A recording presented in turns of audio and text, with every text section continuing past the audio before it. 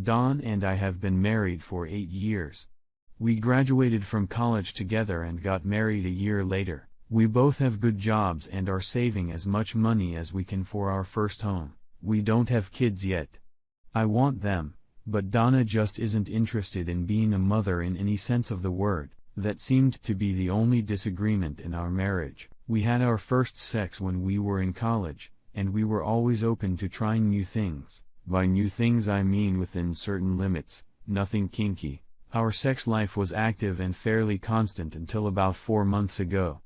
In college, bird watching brought us together. We both loved being out in the open looking for elusive species we hadn't seen yet. We met on an organized birding trip and found ourselves enjoying each other's company. It was nice to have someone to go out with, and we both enjoyed the same things. Our first sex was in the woods, and it turned out to be Donna's favorite place to partake in carnal pleasures. She has shoulder-length, brown hair, and swarthy Mediterranean skin. Her breasts are small, firm, and perfectly round without the slightest sag. Perhaps she did not aspire to have children because she was afraid of losing her beautiful breasts. Another thing I like about Donna is a lot of thick, dark hair. She was hesitant to shave off the extra body hair because she was afraid it would get thicker again. That was fine with me because I thought it added to her charm.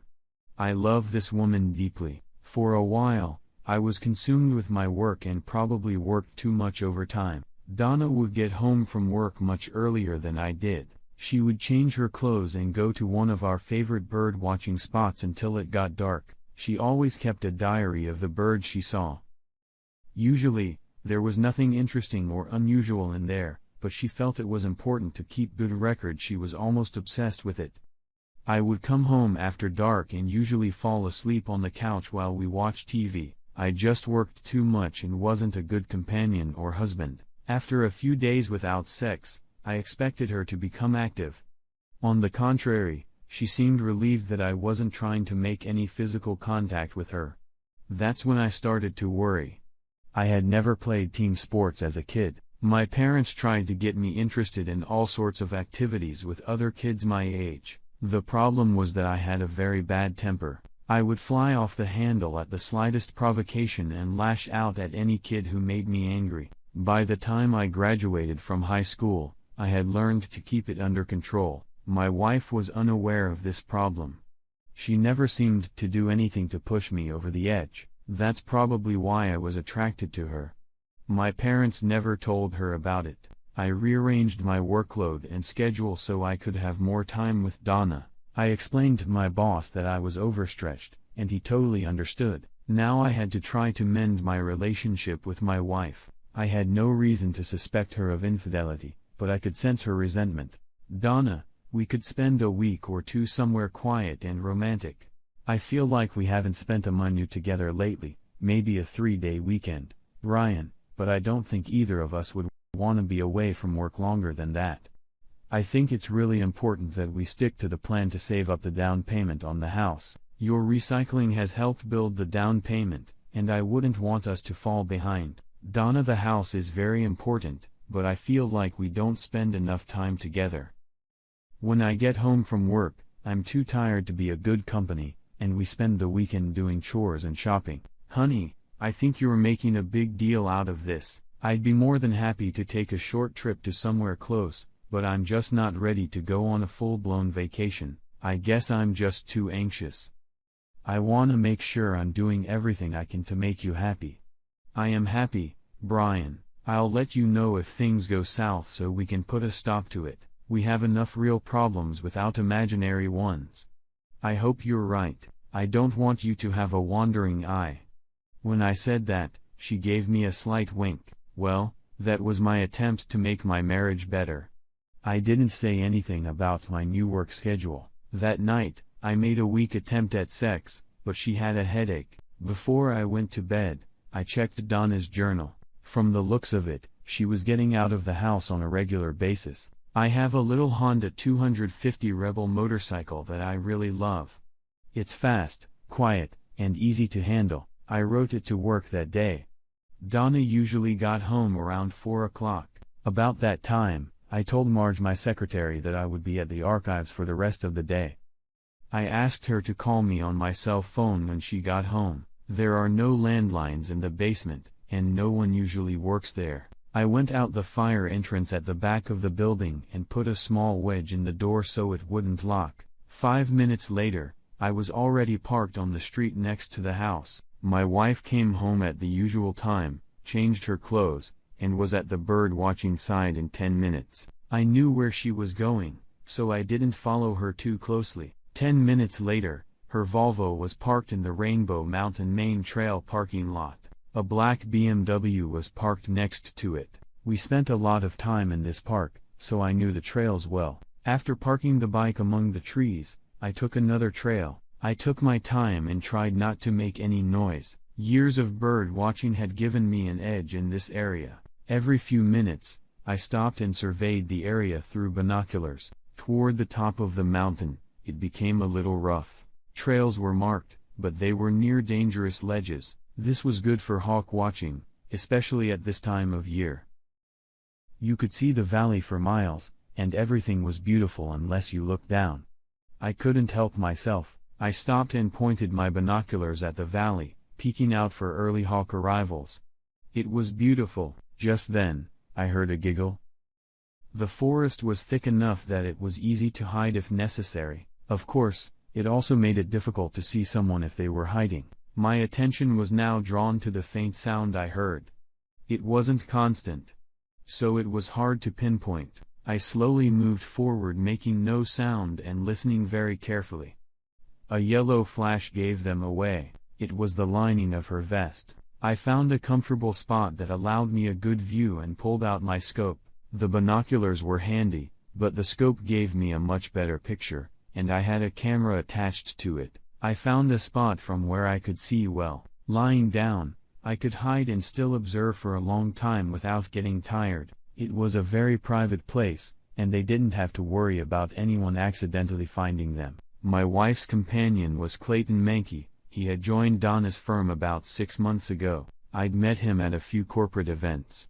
He was a pretty nice guy, and I really liked him. He had a nice wife, quiet, but attractive, and 2 elementary school-age boys. I liked his boys, in which I had a couple like them. Why would a guy with such a perfect family get involved with my wife? Clay spread out a blanket while I made myself comfortable. In a flash, Donna slipped out of her jeans and panties. I could make out giggles and laughter. She teased him by pulling her knees up to her chest, keeping both legs just under her knees. I got a couple good shots as he continued to pleasure her. There was a look of intense concentration on her face. She pushed his head away, pressed her knees together, and rocked from side to side for about 5 seconds before spitting spread-eagled on the blanket. The wide grin on her face made a great picture. At some point, Clay had his pants off and was ready to finish the job. There was no condom. He was no bigger than me, and there was nothing special about his equipment. I noticed that there was nothing romantic or loving about what they were doing. It was like watching dogs sleep. At this point, I realized that I didn't like watching these two make love, but I was starting to get angry. The initial shock of what was happening had passed, and now the anger was growing. I probably should have just rushed in there and let my temper get the better of me, but I forced myself to be patient. I didn't have a plan. It didn't take him long to finish, and after lying on the blanket for a few minutes, a few more giggles were heard and they started getting dressed. The whole date took less than an hour. Donna kissed him, but not as a lover, but as a husband. He was gathering up the blanket when she left. They seemed to have decided it would be best if they came and went separately. I quickly gathered my things and walked down the path behind her far enough away that she couldn't see me. I stopped at the lookout point of Hawk Mountain. It was a flat rock overlooking the valley below. It was at least 300 feet high, a beautiful place, but dangerous. I was standing there looking through my binoculars when Clayton showed up on the trail. My blood boiled when I saw him, but outwardly, I was calm. "What are you looking at?" "That's a red-tailed hawk feeding its cubs at the top of that pine tree over there." He looked that way, but he didn't see anything. Of course, there was nothing to see. "That tree over there covered in cones. I can't see it yet." He moved a little closer to the edge and leaned over. Then he looked at me again. Do I know you from somewhere? Yeah. We've met before. I'm Brian Powers, Donna's husband. His eyes went wide. The last thing he said was, "Oh, shit," as I gently pushed him over the edge. The next few moments went by like in slow motion. It seemed to take him forever to reach the bottom, although in reality, it was probably about 4 or 5 seconds. As I looked over the edge, my cell phone rang. Clay was lying face down, his leg tucked under torso in an unnatural position. I stared at him mesmerized for a minute as I answered the call. "Hey, Marge. What's going on?" "I'm leaving." "Are you going to be there all day?" "No. I'm just finishing up. I'll be back upstairs in about 10 minutes. "Okay, I left 2 letters on your desk that need to be signed. Have to send them in the morning." "Oh, no problem. Thanks, Marge. I'll see you tomorrow." It took me over 10 minutes to get to the office, but it didn't matter since Marge had left anyway. Before heading home, I changed my hiking boots for Oxfords. The boots went into the dumpster a few blocks from work. Donna was surprised to see me home so early. Clayton's body wasn't found until the next day. It was on the evening news, and Donna was upset. He didn't show up for work today. Everyone wondered if he was sick, but his wife said he didn't come home yesterday. What the hell was he doing on Rainbow Mountain? He wasn't into bird watching or anything. Was he? Donna stammered a little. "No. I don't think so." "Did you go there yesterday after work?" "No, I had some laundry to do." "I wonder if anyone saw anything." "Not too many people there during the week." "Well, I guess I'd better get the black suit out of mothballs." Donna threw a quick glance at me. She seemed upset because I was being a bit flippant. "I'm sorry, dear. I know you worked together, and I didn't mean to take his death lightly." That night, I noticed her crying quietly as we went to bed. I didn't say anything. 2 days later, I got a visit at work. "Hi. I'm Detective Felix Green. Do you have time to answer a few questions for me?" "No problem. What can I do for you?" "Mr. Powers, did you know Clayton Menk? He worked at the same place as my wife. We're not friends or anything, but we met at a few social events." "Is this about the accident at Rainbow Mountain on Tuesday?" "We're just trying to make ends meet." "That's fine, but I don't see how I can help you. It seems your wife was a close friend of Mr. Menk's, and we just want to make sure you weren't upset about their relationship." "What relationship?" "I have no idea what the hell you're talking about. My wife worked with Clayton Menke, and that was the limit of their relationship." "I see where you're going with this, and I don't like it. If you're going to make statements like that, I hope you have some supporting facts." "We spoke to your wife this morning, Mr. Powers. She was with Clayton Menke at Rainbow Mountain Tuesday, just before the accident." "That's impossible. I asked her yesterday, and she said she was doing laundry at home." "I don't think she wants you to know about their relationship." "Damn it. Here we go again. I told you not to make such accusations about my wife." "It's not an accusation, Mr. Powers. Your wife told us this morning that she dated Clayton Menk for over 3 months. "Dating him how?" "We didn't talk about it. And even if we did, I wouldn't feel comfortable discussing it here. It's something you and your wife have to decide for yourselves." "Are you trying to say something, or are you just trying to make me angry?" "Relax, Mr. Powers. It's not our intention to upset you. We spoke to your secretary, Marge Schumann, and she said you spent most of Tuesday in the basement going through archived files." "Not most of the day, just 2 hours or less. The rest of the time I was in my office. I left early around 5:30 or 6. The guard downstairs said you checked out around 5:45. "That's about right. I wasn't keeping track of time. I just wanted to get home to my wife." "Your wife said you got home around 6 o'clock. "It's only a 10-minute drive. She said I was there till tonight." "Relax, Mr. Powers. Everything's fine. We're just running a few loose ends to make sure nothing's missing." "You really didn't know about your wife's relationship with Clayton Menk?" No, but I think it's going to be a major topic of discussion at the dinner table tonight. Felix Green gave me his card, apologized and quietly walked out. I was out of my mind. I swear there was smoke coming out of my ears. I threw the stapler across the room just as Marge walked in. Brian, I hope I didn't say anything wrong. I didn't want you to get in trouble, so I just answered their questions as honestly as I could. It's okay, Marge. My wife and I seem to be having some personal problems. You may have to cover for me for the next few days. Looks like I'm gonna be very busy. No problem.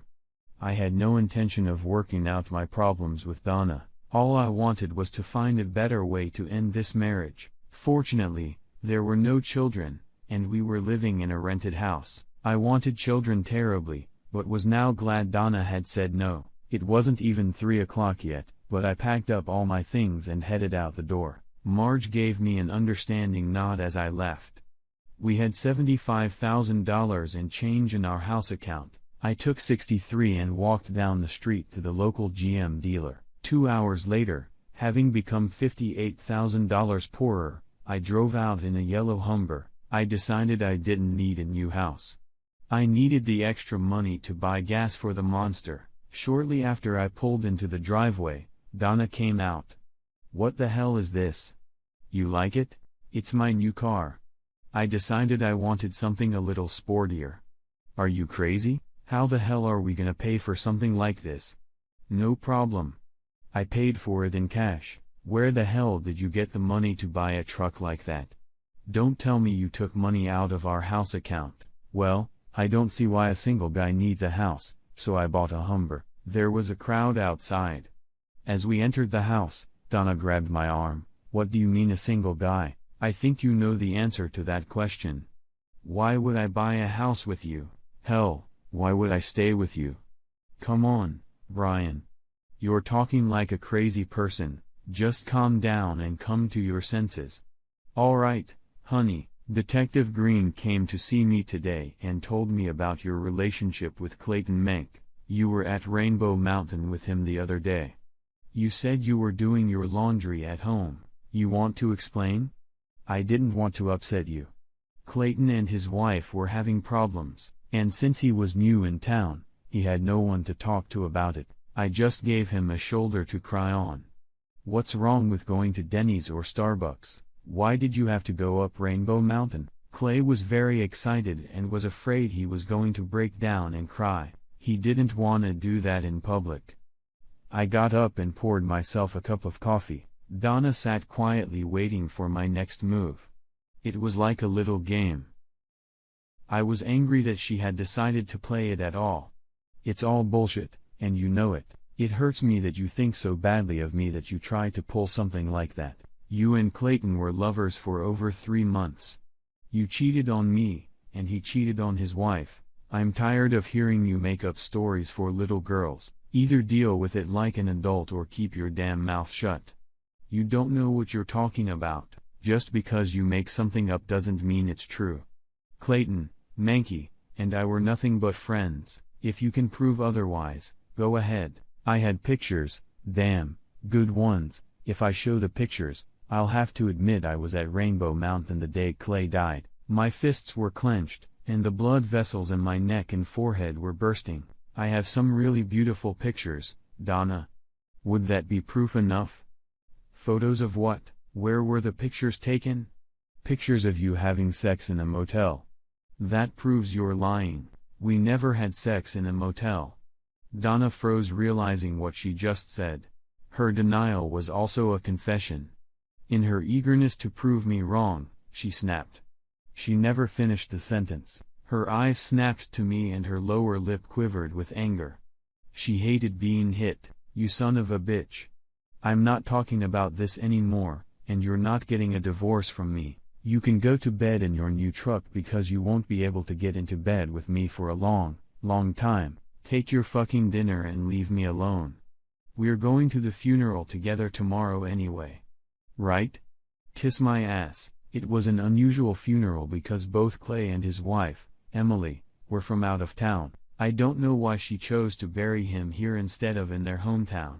The only thing that occurred to me was that she was upset about the circumstances of his death and didn't want to explain it to her friends and family. Most of the people were from the office where Donna and Clayton worked. At the end of the ceremony, people walked past the widow expressing their condolences. As we got closer, Emily sent the boys away. Donna held out her hand, and Emily looked her in the eye. "You have a lot of nerve showing up here. You bloody cheater. You ruined my marriage, you ruined my family, and you have the nerve to come here to rub it in. If I ever see you again, I will tear you to pieces. That's a promise." Donna stared at her with her mouth open. She didn't know what to say or do. She wanted to say something but changed her mind, turned, and walked to the car. A few people nearby heard the whole thing. I looked at Emily Mank, who was watching my wife walk away. There was hatred in her eyes. "I'm sorry if she hurt you in any way. I'm sure it wasn't intentional." "Oh, grow up. She cheated on you, and you're defending her. How weak are you? Go comfort your slut wife. You're just annoying me, and I don't need that right now." I gave her a slight nod and walked back to the car. Donna didn't say anything on the way home, but when we got to the house, she unloaded on me. "You son of a bitch, why did you insist I go to that damn funeral just to be made a fool of?" "I'm sorry, but there were a lot of people from your work there. Why did she pick you to attack? Blow it out of your ass, you crafty scumbag." She stormed out of the house, and I didn't hear a word from her for the rest of the day. I slept in the spare bedroom from then on. I didn't want to have sex with her anyway, so when she made her decision, I was relieved. The next day around noon, I pulled up to Emily Mankey's house. I had no idea what I was going to say, but I felt obligated. She was in the garage with the boys taking apart some boxes. Hi, sorry to bother you, but I wanted to apologize for anything I might have done yesterday to upset you." She just looked at me and kept working. Finally, she turned around. "Look, I've got a lot on my plate right now. I have to clean up the mess my husband left behind and then find some way to move on with my life. I just don't have time to listen to whining right now. Is there anything I can do to help?" "Are you serious?" "Yes. I have time, and I don't mind helping." "Alright, grab a handful of these trash bags and follow me." We went into the house and upstairs to the master bedroom. "This is Clay's closet, and this is his dresser. Take everything out of them and put it in the bags. When you're done, you can take them to Goodwill. Can you handle that?" "Sure. Can the boys help?" "Josh and Terry. This is Mr. Powers. Help him put Dad's stuff in bags so we can get rid of it." "Okay." The boy shook my hand. Josh was about 8 years old, and Terry was 6. They were two great-looking kids that I would have given anything for. It took less than an hour, and the boys and I lugged bags of clothes and shoes to the Hummer. I took the load downtown and came home. "And now what?" "It's okay, Mr. Powers, you don't have to do anything else. You don't have to feel obligated just because of what your wife did. Do you know exactly what they did, or is it just a hunch?" "A little of both, but I don't want to talk about it in front of the boys. Could we discuss it later? Come back tomorrow. I have to clean out the basement and the garage. If you don't mind working while we talk, the boys are meeting some high school buddies." "Sounds good, but I'm gonna miss the boys." Leaving made me feel a little better. I felt bad about killing Emily's husband, but I think he deserved it. I think Emily felt the same way. I had no idea what I was supposed to do with Donna.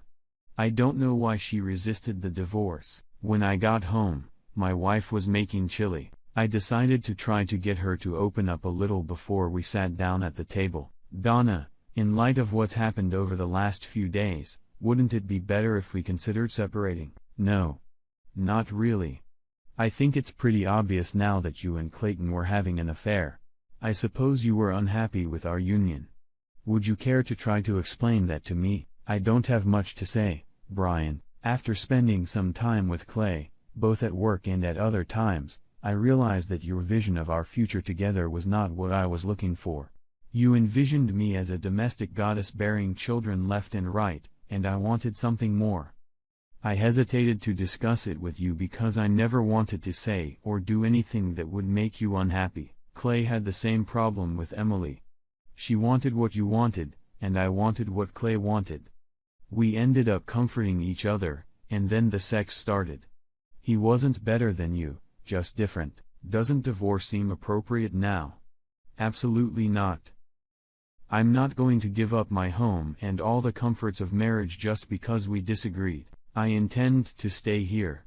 You can't kick me out because I've done nothing to justify it. I don't think you're going to leave, so we'll just have to get used to living in the same house together and being a married couple. Sit down and eat.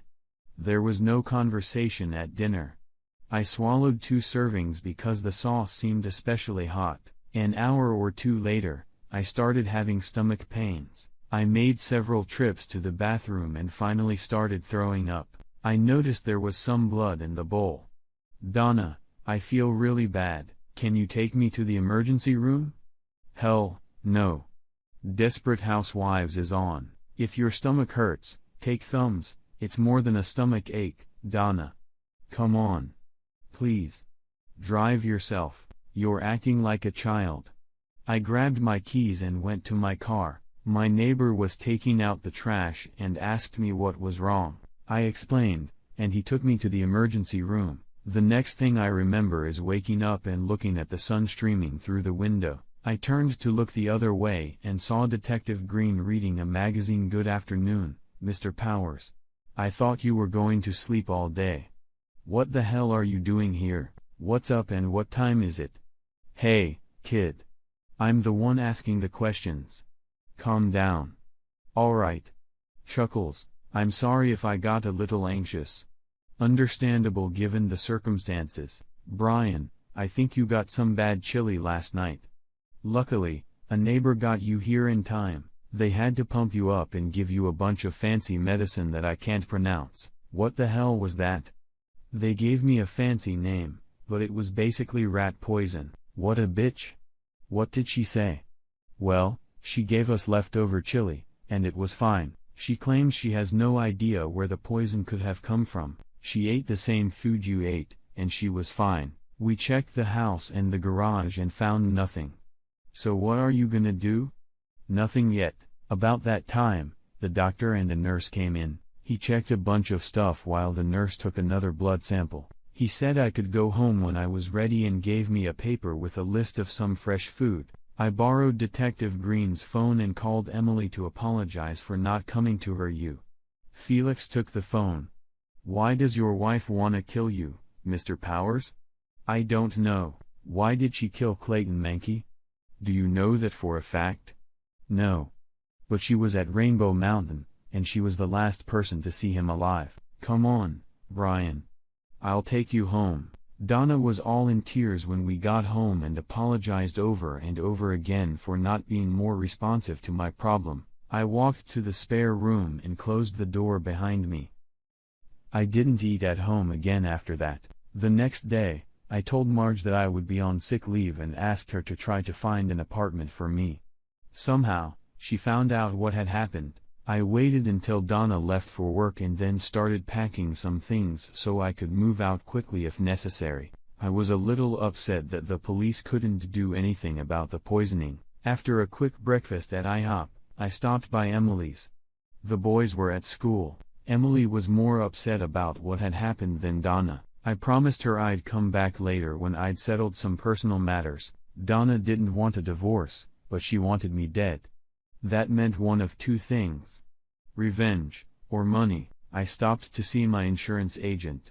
It was probably stupid, but shortly after we were married, I took out a $1 million life insurance policy with Donna as the beneficiary. The payouts were high, and the cash value was already over $16,000. I cashed them in. I went to work, canceled the medical and dental insurance I had on Donna.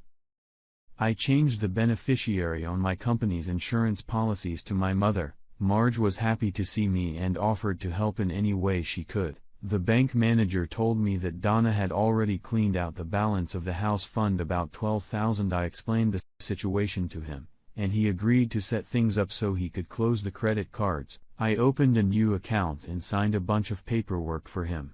I turned toward the house. Donna was there dressed in her bird clothes.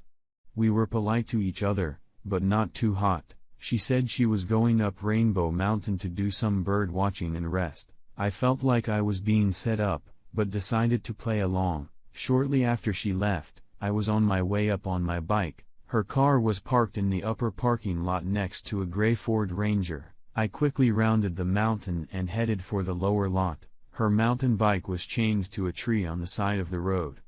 Donna was standing behind a rock ledge talking to a guy carrying a small shotgun. It was a pistol with a pistol grip instead of a buttstock.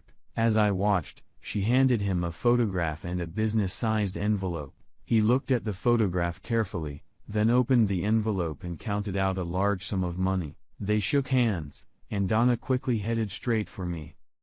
I quickly ducked behind a small ledge and waited silently for her to pass. The man she was talking to squatted behind some rocks to watch the trail coming from the parking lot. He was waiting, and I was pretty sure exactly what he was waiting for. Donna was counting on me to follow her and assumed I'd come from the parking lot where she'd parked the car. Going down the path was faster than going up. When I got downstairs, I saw that her bike was gone. I went up to the upper parking lot. The Ford was unlocked. There was a tracksuit lying on the front seat. I pulled a registration card from the glove compartment, a pack of matches from the center console and the tracksuit pants. I twisted them as tight as I could and dropped them into the gas tank at the end and got out of there as fast as I could. Halfway down, I heard an explosion. I hope she gave him enough money to cover it. I may have broken a few traffic laws coming home, but I had to take the country roads to avoid running into Donna. After parking the bike behind the garage, I pulled out the fertilizer spreader and started pushing it back and forth across the lawn. A few minutes later, my wife came outside and saw me. She had a disappointed look on her face. Just then her cell phone rang. She turned away answering the call. I couldn't make out the conversation, but it sounded like the person on the other end of the line was agitated about something. "Brian, I left the Volvo in the mountains and decided to get some exercise by riding my bike home. I know it sounds silly, but could you give me a ride back to pick up the car?" On the way back to get the car, she didn't say anything. She played with her fingers in her lap. She was obviously worried about something. As we approached the mountain road, we saw a group of fire trucks climbing to the top. We got about halfway up when a policeman stopped us. "I'm sorry, guys, but there was an accident at the top of the mountain.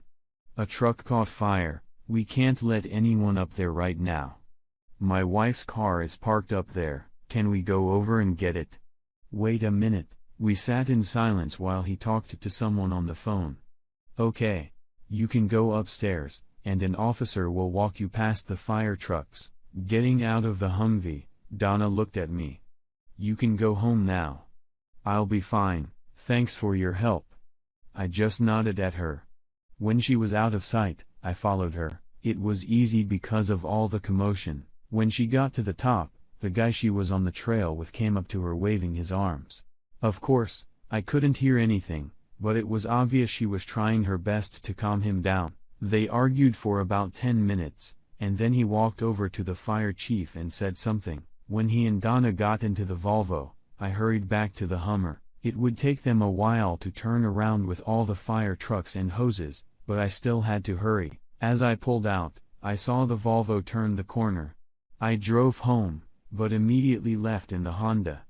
I went to Emily's. I had to apologize for being late, and she insisted I tell her everything. She seemed interested, although I softened the story a bit. Josh and Terry were happy to see me and happily ordered pizza for dinner. We spent a couple hours getting stuff out of the basement for the yard sale. The guys worked hard and didn't complain about anything. I wanted them to be mine. I asked Emily to drive me home around 9 and left the bike at her place. Donna got home late. I didn't bother asking where she'd been. Early the next morning, while Donna was showering, I removed the SIM chip from her cell phone. I went to the cell phone office and terminated her service, paying a $200 cancellation fee. At the end of the day, the landline phone would be disconnected as well as DSL and cable TV. I notified the landlord that I was moving out and mentioned that my wife could stay and that he should contact her about a new lease. The water and electricity would be turned off at the end of the week. It only took a few minutes to load my stuff into the Hummer, and I was on my way to the apartment Marge had found. Marge had left a note. Detective Green had asked me to call him. I went down to the station and found his office. Well, Mr. Powers, you're still alive. What's that supposed to mean? Felix Green laughed softly. He seemed to enjoy my dilemma. Do you know a man named Bobby Terrell? I can honestly say I've never met the man. I slipped my hand into my pocket and handed him the registration number of the Ford. He looked at the form and said, "Very interesting." We both laughed. Mr. Terrell and your wife have been on the phone a lot lately. She's called him 6 times, and he's called her 4 times in the last week. She also withdrew $12,000 from her savings account 3 days ago. Bobby Terrell is an ex-con who kills people for a living. We kinda follow him, and we're surprised when we noticed this connection. Is there any particular reason why your wife wants you dead, Mr. Powers? There was until yesterday morning when I canceled a $1 million life insurance policy. She doesn't know about this. No. She doesn't. Bobby's good at what he does, and I'm impressed with the way you handled him. I assume he's already been paid, but I don't know if he'll try to fulfill the since he lost his truck. I just wanted to let you know that we talked to him. I told him that if anything happens to you anytime soon, I will pick him up immediately. We also recommended that he take some vacation time for a while. However, I'm not sure if that will discourage your wife. I have moved out of the house. I don't know what else I can do. Felix leaned back in his chair. I think there's something you're not telling me, Brian. All the pieces don't fit together. Just be careful. I went straight to Emily's. She agreed to go to lunch, and I was glad she liked sushi. I tried to explain to her what was going on, but it was too cryptic. There was so much I wanted to tell her, but I couldn't.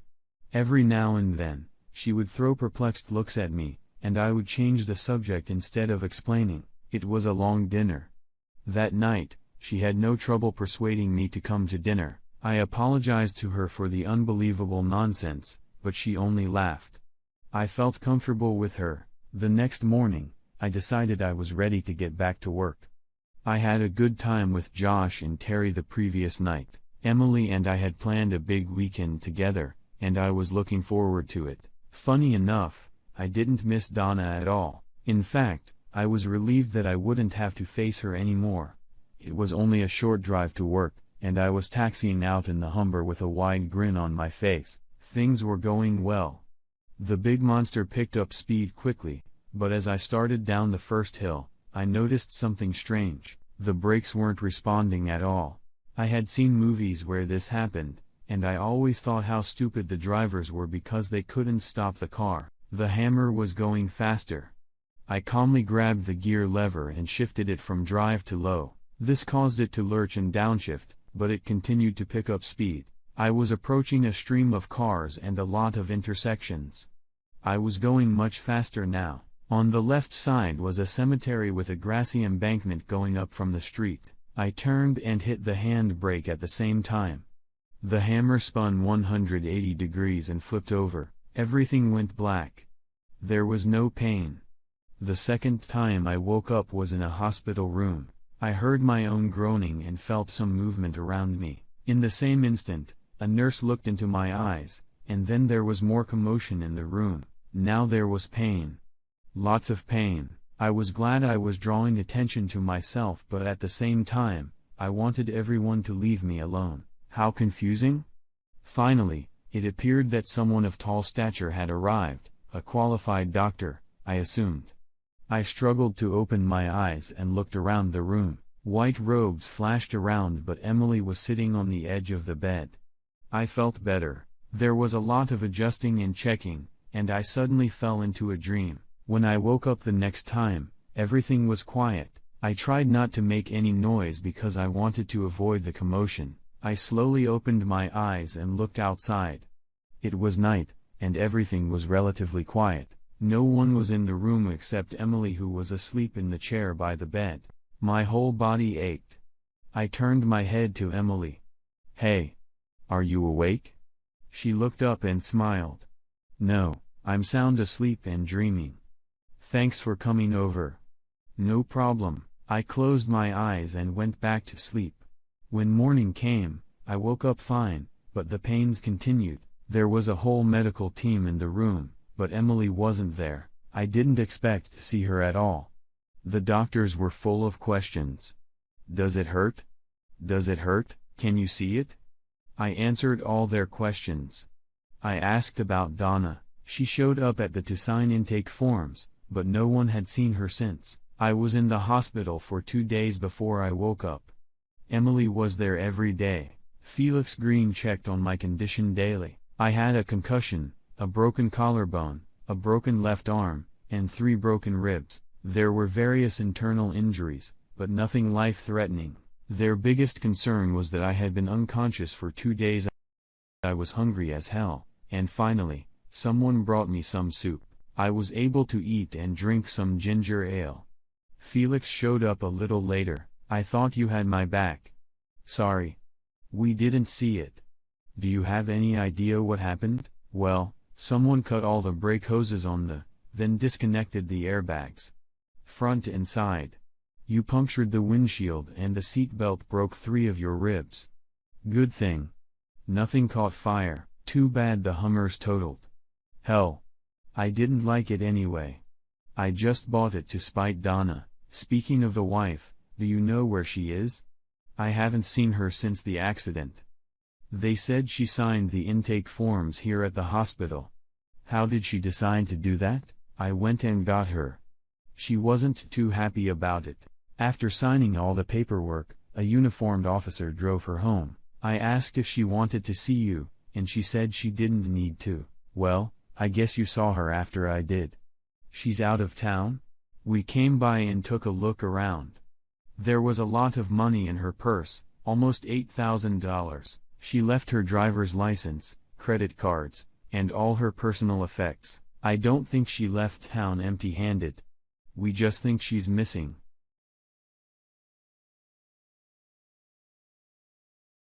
"Any idea who tampered with the hammer?" "We have no idea." "Bobby Terrell." Believe it or not, Bobby Terrell was in a hospital in Philadelphia. Apparently, a couple thugs grabbed him and took him to Philly. They explained to him they didn't want anything to happen to you. "Who do you know in Philly, Brian?" "Shit. Felix, I don't know anybody in Philly, honestly. I have no idea who you're talking about." "I believe you. Look. I gotta run. If you need anything, let me know." After Felix left, Emily walked in. "Hey. The doctor said you can come out tomorrow if you have somewhere to go. I told him you'd come to my place. One of the nurses gave me instructions so I know how to take care of you. I'll be able to change your bandages and stuff. The nurse will come once a day to see how things are going, and the doctor will see you in a week, okay?" "Sounds good to me. Who's gonna sponge bath me?" "You or the visiting nurse. I think it's your choice." At least both my legs were working. I could go to the bathroom by myself, sit down, and eat at the table like a normal person. The painkiller made me nauseous, so I tried to wean myself off of it as soon as possible. Emily and the boys were thrilled. I was enjoying my recovery. We didn't go outside for the first week, and then I told her to drive up to the old house. The owner was there, and he was anxious to talk. He hadn't heard anything about Donna and wanted to know what to do about renting the house. Our stuff and her stuff were there. He needed to put them away so he could rent the house. We made an arrangement that suited us both. Marge came to visit me at Emily's house. She was at the hospital every day and knew Emily pretty well. They seemed to hit it off. I was going to go back to work, but I wanted to stay with Emily and the boys for a while longer. I was recovering pretty well. I stayed living with Emily and the boys. After about 3 months, the relationship changed from platonic to romantic. I moved into the bedroom without much fanfare. Josh and Terry seemed to think it was natural. We went to social events together. I even started going to parent-teacher conferences. The only problem was that we weren't married. I was married to Donna. I contacted Felix regularly, but he had no news. Eventually, I sued to have her officially declared dead, after which I could marry Emily. I took her to a romantic little Italian restaurant. After a good bottle of wine and a great meal, I was ready. Emily, I realized it hasn't been that long for either of us, but I seriously believe I would like to spend the rest of my life with you. You're not thinking about getting married. Is that a hypothetical question, or are you proposing? I'm proposing. Will you marry me? Yes. But we have one little problem. What's that? You have to meet my family in Philadelphia.